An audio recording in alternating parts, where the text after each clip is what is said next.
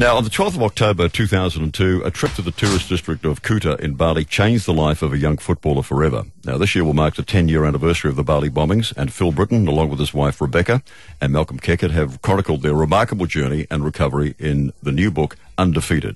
Phil and Rebecca, thanks for joining us and coming in this morning. Thank you. Now, we were kind of just joking a little bit, and having a laugh about things. And it's amazing that we can, because I don't think we can even begin to imagine what the hell you went through.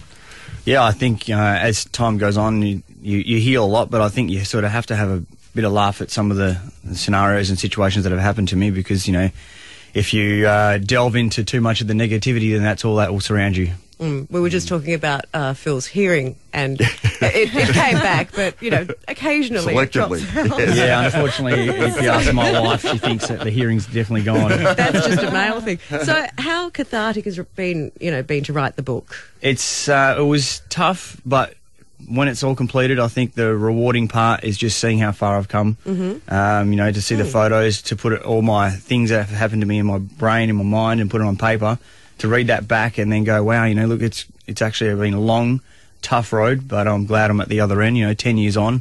So it's an amazing journey putting it on paper. Yeah. This was your first trip to Bali ever, wasn't it? And you did, what, 6 hours? 6 hours in, first time away from my family, and I was fighting for my life. Saturday night, you didn't even think you might go out that night. You thought it was first night there, we'll have dinner and just go back. And, but of course, Saturday night and exactly, it was inevitable. I mean, so some of the group was sort of thinking, oh, let's just chill out the first night, and but everyone went with the flow. We went out, and the rest is history. Now, like a lot of people who were at the Sari Club that night, you suffered horrible burns, and burns are an injury that just seem to go on and on and on.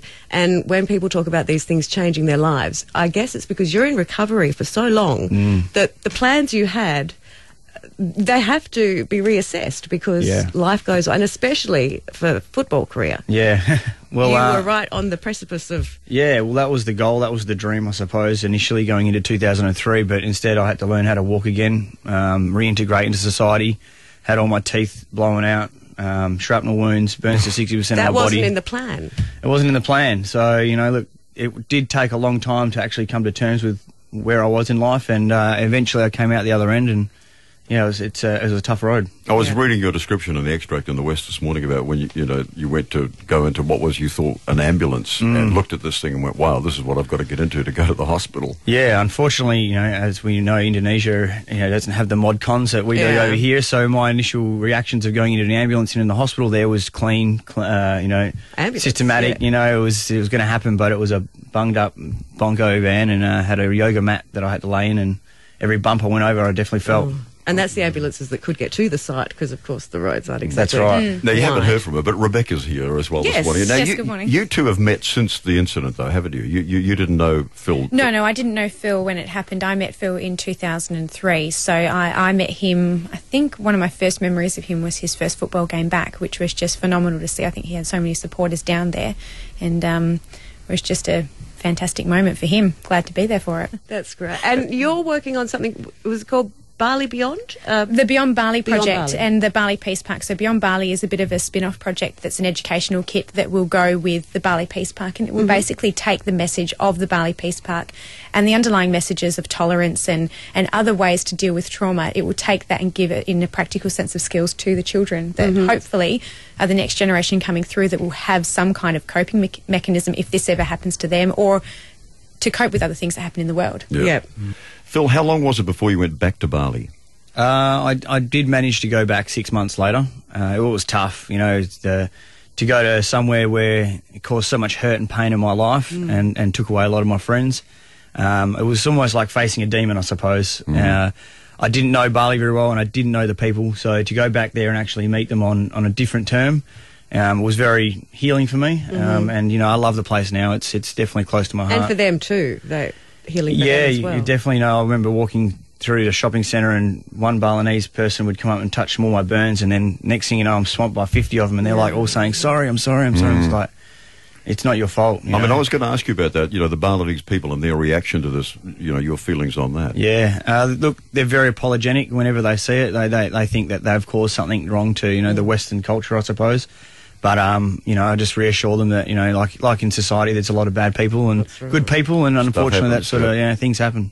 It must be easy to fall into either a depression or a state of sort of just feeling sorry for yourself during, you know, after a period like that. Did you sort of consciously battle that? Yeah, you know, I remember a good couple of years finding the darkest corner of my house and, you know, wishing that I was dead. You know, that was just part and parcel of recovery. But you know, there were some tough times, and you know, as you go along, I suppose the days, the months, the years, that your time does heal. But it makes it a lot easier when you meet someone of your wife, you know, and she helps me along the road, and you know, thank you very much for that. Well, you've got one child and one on the way. No, we've got two. Oh, you've got two, sorry. Little 6-month-old. Oh, right. Oh, forgot about that. Yeah. Yes, I forgot about So, do you think one day you will sit down and tell them what happened to you? Yeah, definitely. And look, that was probably another key reason for the book as well. You know, my wife and I toyed with the idea of a book. When Malcolm came along, we went, if it's ever going to happen, this is the guy that we want to be a part of it. It was probably a little while ago before the book. I remember sitting down with my son. He's only 2.5. He was 2 at the time, and you know, he was touching my skin, my burns, and you could tell it was trying to click in his brain. How come your skin's a bit different? So I look forward to being able to share the lessons and stories, and hopefully when he's able to read it and understand, that he can look up to his dad and go, wow, you know, and try and emulate some of the efforts that I went through. Yeah. Well, thanks for sharing your story, and I think it's going to be a pretty popular read, really. It's out in the stores on Wednesday, of course. It's called Undefeated, the story of Bali bombing survivor Phil Britten. Thanks very much for coming in and talking to us today. We really appreciate it. Nice. Thank you very much. And all the best with the projects that you've got going in Bali as well. Thank you very much. Thank you.